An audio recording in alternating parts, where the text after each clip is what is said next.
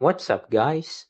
In today's video, I'm going to show you how to fix the due to local regulation, this content is restricted message on X.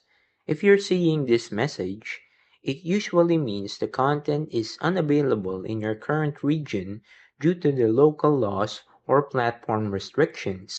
First, make sure you're using the latest version of the X app. If an update is available, install it before trying again.